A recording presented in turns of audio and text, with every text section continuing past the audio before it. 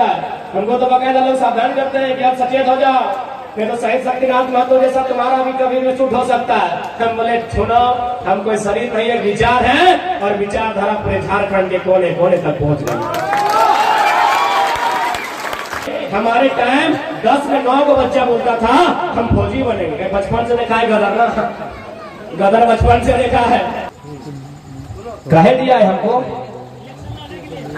आप लड़िए, मैं आपके साथ हूँ। एक बार फिर से बोलो, तुम 2 बार बोला, एक बार फिर से बोलो। आप इलेक्शन लड़िए, मैं आपके साथ हूँ। भाई, जो लोग सवाल करते हैं उनको एक गंधा से बच्चा उत्तर दे रहा है, पक्का ना साथ है ना? साथ टूटेगा नहीं ना? नहीं। बहुत बहुत धन्यवाद। तो यही लोग सुनो, क्योंकि नंबर 2 को लोग याद नहीं करते हैं। फॉर एग्जाम्पल, भारत देश के पहले प्रधानमंत्री कौन थे? पंडित जवाहरलाल नेहरू। भारत देश के पहले राष्ट्रपति कौन थे?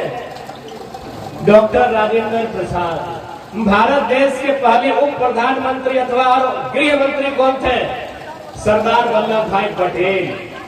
भारत देश के पहले कानून मंत्री कौन थे? डॉक्टर भीमराव अंबेडकर। अंतरिक्ष में सबसे पहले कौन गया था? अंतरिक्ष, स्पेस, यूरी गगन ना, राकेश शर्मा तो इंडियन थे। यूरी गगन एक बार चेक कर लीजिए, अंतरिक्ष में सबसे पहले जाने वाले यूरी गगन, चंद्रमा में जाने वाले नील आर्मस्ट्रांग। ठीक है। हिमालय की सबसे ऊंची चोटी पर सबसे पहले एडमंड हिलेरी। ठीक है। आप 10 से 7 में गए तो पिक्चर ले रहे थे, पहला कदम हिलेरी का पड़ा था, आप हिलेरी को पहला गिनेंगे। आप झारखंड की बात करते हैं, झारखंड के पहले मुख्यमंत्री बाबूलाल मरांडी, पहले राज्यपाल प्रभात कुमार। अब चलिए रिपीट करते हैं, दूसरे राज्यपाल, झारखंड के दूसरे मुख्यमंत्री, चंद्रमा में जाने वाला दूसरा, अंतरिक्ष में जाने वाला दूसरा,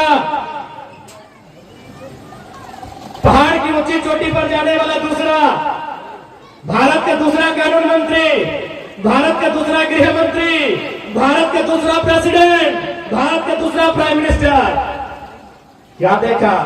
जब हम पहला का नाम गिना रहे थे, बाकायदा सब बोल रहे थे, बाबूलाल मरांडी, प्रभात कुमार, डॉक्टर अंबेडकर, तो डॉक्टर राजेंद्र प्रसाद, सरदार वल्लभ भाई पटेल।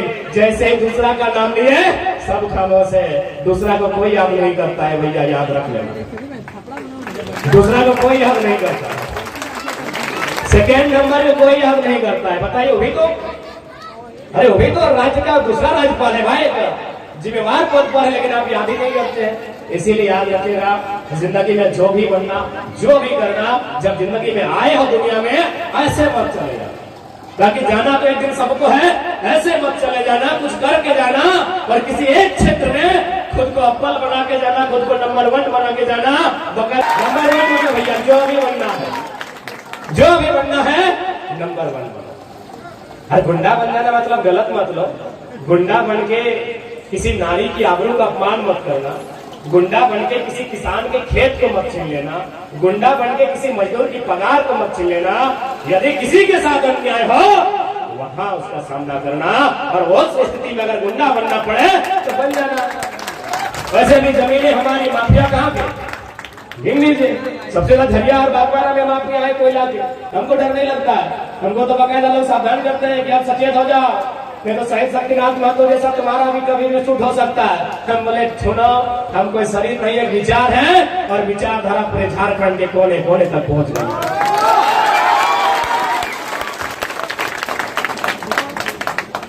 सकल है, एक टड़िया दौड़ के, न तो मटिया कोड़ के।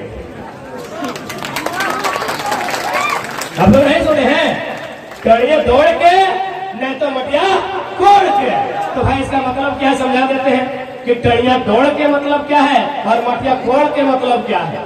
मटिया कोड़ के मतलब है, आज से मैं जब 1970 का टाइम था, हमारे जो पूर्वज थे, खासकर मैं अपना व्यक्तिगत बताता हूँ, मेरा नाना का जीजा जी, उसका 2 भाई, मेरा नाना का अपना भाई, लगभग 10 आदमी को हम जानते हैं। उन लोग मिट्टी काटने गया था, मिट्टी समझ में भी नरेगा कटवा रहा है। उन लोग मिट्टी काटने गया था, झोड़ा लेके, झोड़ा समझ रहे, गैता समझ रहे, गैता और झोड़ा लेके उन लोग मिट्टी काटने गया था।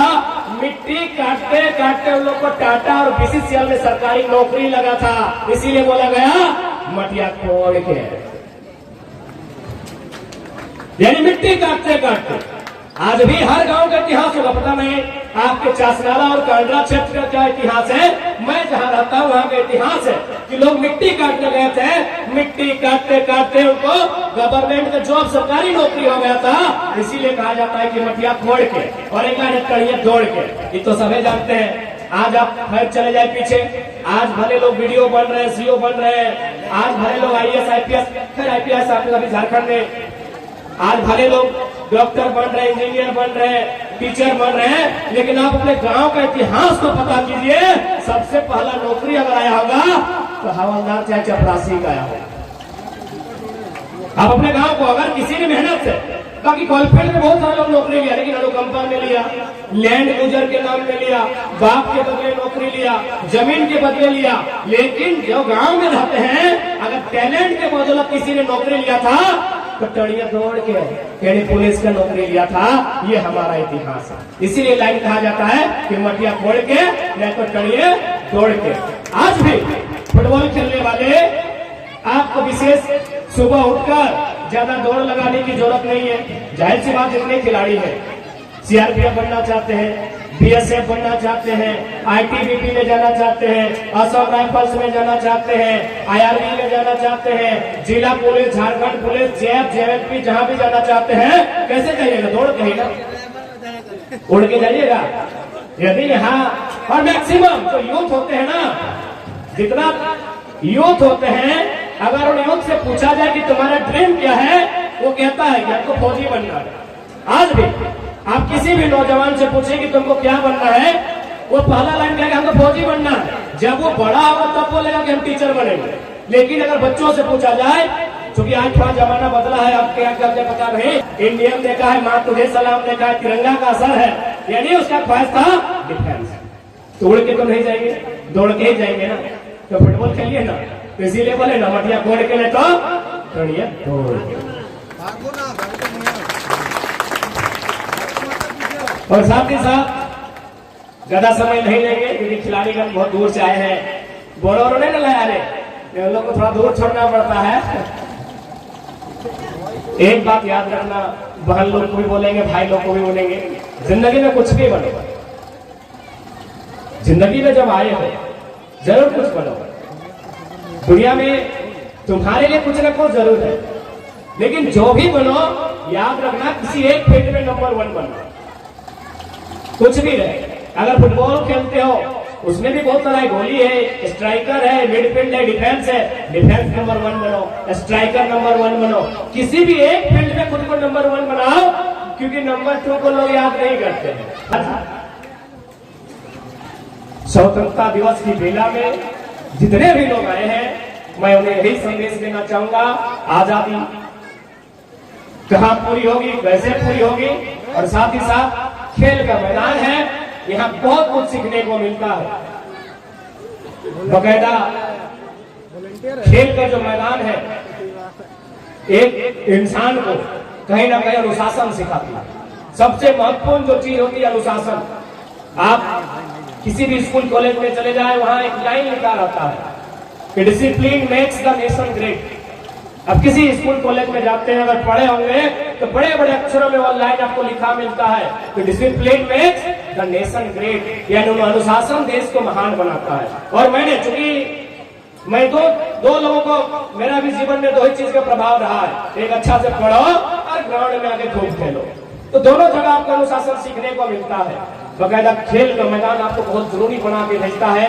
और साथ ही साथ मैं एक अपील, अंतिम शब्द कहते हुए आपको अपील करना चाहूंगा, क्योंकि खेल के मैदान में जब हम उतरते हैं तो जाहिर सी बात है, जब अपोनेंट टीम हमको गोल करती है तो थोड़ा सा हमें एक ईर्ष्या की भावना उत्पन्न होती है, स्वाभाविक है, क्योंकि आप बुद्ध नहीं है, यहाँ बैठे लोग बुद्ध नहीं है, महात्मा बुद्ध नहीं न है कि काम, क्रोध, मोह, माया को त्याग कर दिए हैं।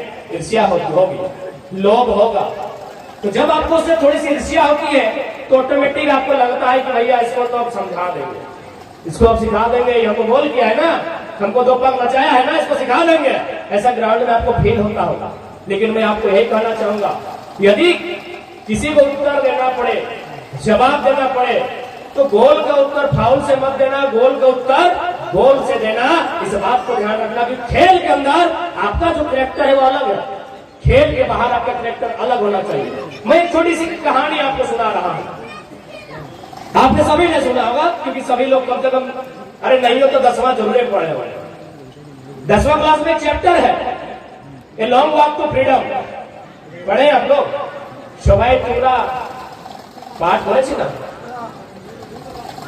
তুমি দাদা পাঠ করেছি? এই মদপান নাই করে এটা এটা बेकार चीज बोले। हाँ ठीक, भालो। नेल्सन मंडेला के बारे में सुने हैं ना आप लोग? 10वीं क्लास में एक चैप्टर है। खैर नेल्सन मंडेला के बारे में तो आप बहुत कुछ जानते हैं, मैं वो नहीं बताऊंगा, उनके जीवन की कहानी बता रहा हूं। एक चूंकि नेल्सन मंडेला 28 साल एक जेल में थे कंटिन्यू, उसके बाद साउथ अफ्रीका के काले रंग के पहले राष्ट्रपति बने थे 300 सालों के बाद। छाड़े दाव सबाई भालो मानुष बटे बस देख बस ऐ पॉइंट गिला एक दिखा ऐदी गया नहीं तो वो साइड ले ली से। तो नेल्सन मंडेला जब राष्ट्रपति बन गए तो एक दिन एक रेस्टोरेंट में बैठ के भोजन कर रहे थे। आप भी करते हैं, होटल जाते हैं ना, फिर आप लोग फैमिली के साथ जाते हैं। तो बगल की कुर्सी में जब मंडेला बैठे तो बगल की कुर्सी में एक आदमी अकेले भोजन कर रहा था। मंडेला राष्ट्रपति थे, जाहिर सी बात है उनके पास बहुत भीड़ होगी, बहुत सारी भीड़ थी, लेकिन बगल की कुर्सी में जो व्यक्ति अकेला बैठा था वो अकेले ही था, मस्ती से खा रहा था। तो मंडेला चूंकि बहुत सज्जन पुरुष थे, उन्होंने इस व्यक्ति को बुलाया, बोला ये अकेले भोजन क्यों कर रहा है भाई, इसे बुलाओ। मंडेला ने उसको अपनी कुर्सी में एकदम ठीक सामने बैठाया, सब खाना खाने लगे, जो भी परोसा गया, दाल चावल रोटी तंदूरी बटर चिकन जो भी था उस समय। लेकिन जब वो व्यक्ति अकेला था तो बहुत मजे से खा रहा था।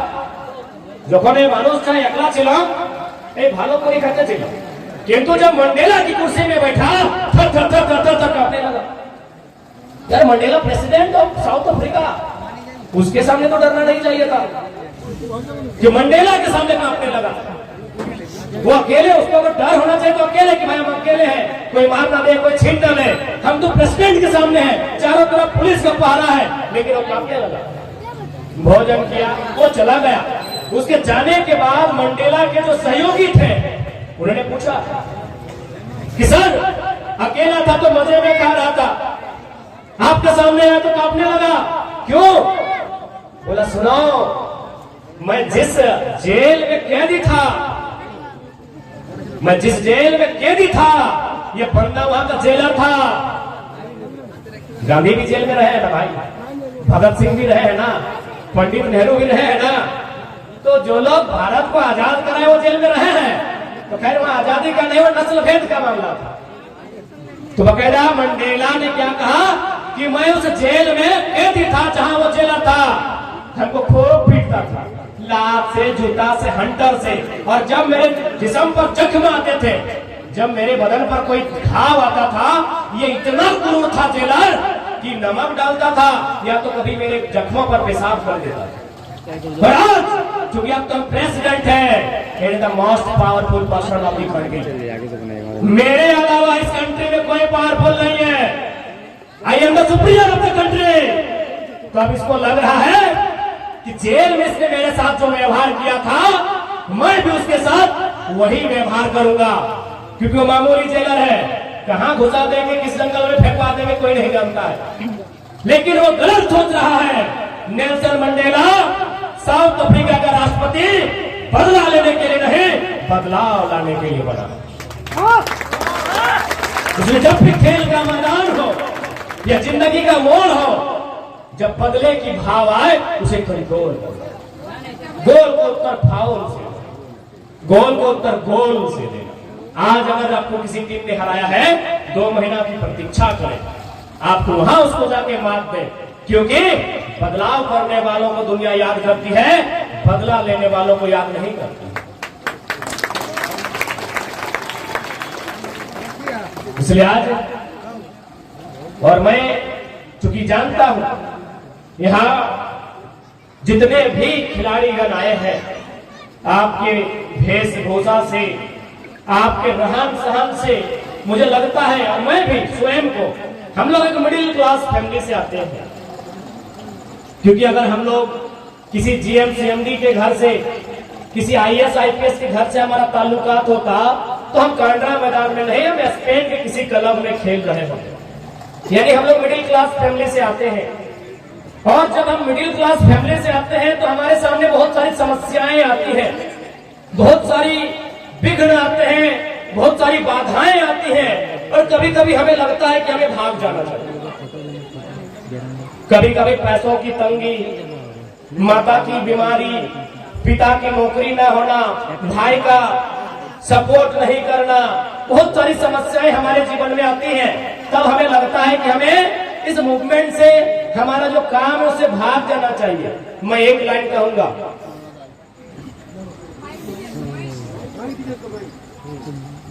कह दिया है हमको, आप लड़िए, मैं आपके साथ हूँ। एक बार फिर से बोलो, तुम जो बात बोला एक बार फिर से बोलो। आप इलेक्शन लड़िए, मैं आपके साथ हूँ। भाई, जो लोग सवाल करते हैं उनको एक गंधा सा बच्चा उत्तर दे रहा है, पक्का ना साथ है ना? साथ टूटेगा नहीं ना? नहीं। बहुत बहुत धन्यवाद। तो नहीं हो, सुनो, तो हम बात कर रहे थे, हम लोग मिडिल क्लास फैमिली से आते हैं, सभी हमको लगता है मिडिल क्लास फैमिली से।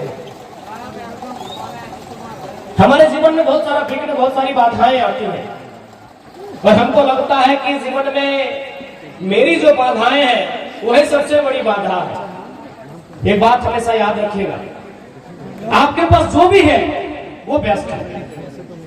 आपके पास ये जो पानी का बोतल है, किसी के पास अगर मिल्टन है तो मैं यही कहूंगा, बहन तुम्हारे पास जो है वो तुम्हारे लिए बेस्ट है।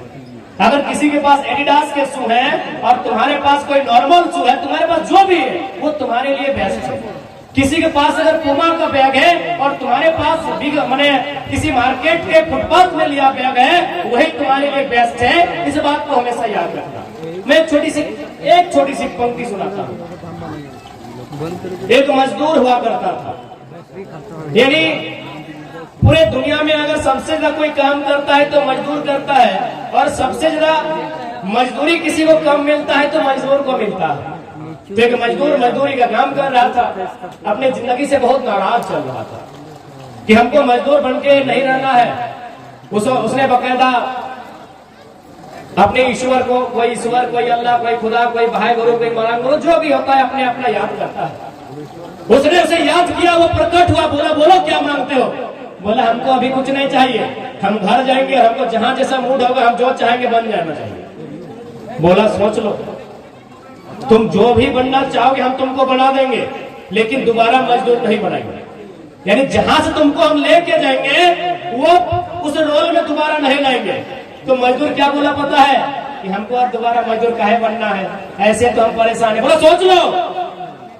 उसके ईश्वर ने, अल्लाह, खुदा, भगवान, महाराज, गुरु, जो भी बोला, उसने कहा सोच लो दोबारा मजदूर नहीं बनाएंगे। बोला नहीं बनना है हमको, जो अभी डिसाइड घर में करेंगे। तो उसका इच्छा था दुनिया का सबसे पावरफुल आदमी बनना, प्रेसिडेंट से भी पावरफुल।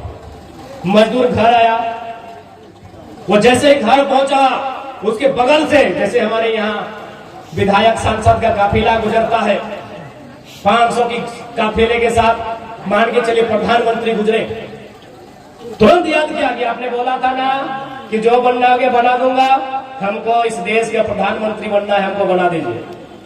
बोला ठीक है, सोच लो, दोबारा मजदूर नहीं बनाएंगे। वो प्रधानमंत्री बन जाता है। 1 महीना प्रधानमंत्री बन के एंजॉय करता है। कौन? वो मजदूर। जो मजदूर था वो 1 महीना प्राइम मिनिस्टर बन के एंजॉय करता है, रैलियों में जाता है, बड़ी बड़ी गाड़ियों में घूमता है। अचानक एक दिन भाषण दे रहा था, जैसे हम दे रहे हैं, सूरज की रोशनी उसके चेहरे पे आती है, एकदम पसीना चूने लगता है। बोला यार हम तो बोले थे दुनिया का सबसे ताकतवर आदमी प्रधानमंत्री होता है, इस सूरज का रोशनी तो उससे भी पावरफुल है, हमको पसीना पसीना कर दिया। बोले हे भगवान कहाँ है जल्दी आओ। बोला अब क्या हुआ। बोला हम बोले है ना हमको जो जो मन करेगा बनाना। हमको बोला ठीक है लेकिन दोबारा प्रधानमंत्री और नहीं बनाएंगे। बोला हम क्या बनना है। बोला हमको सूरज बना दो ना। बोला ठीक है लेकिन दोबारा पीएम नहीं बनाएंगे। बोला आप कौन प्रधानमंत्री बनेगा, हमको तो सूरज बनना है। बोला सोच लो। बोला सोच लिए, उसको प्रधानमंत्री से अब सूरज बना दिया गया। अब सूरज बन के 1 महीना मजे में रहा, इतराया ऐठाया पैतरा किया, पूरा फुटानी किया। अब अचानक काला काला बादल आके सूरज का रास्ता को रोक लेता है। बॉबी बोलते यार हम तो सोचे दुनिया का सबसे पावरफुल सूरज होता है, ये करिया बादल मेरा रास्ता रोक लिया है। बोले किधर है, आज आप प्रकट हो, हमको अब सूरज बन के नहीं रहना।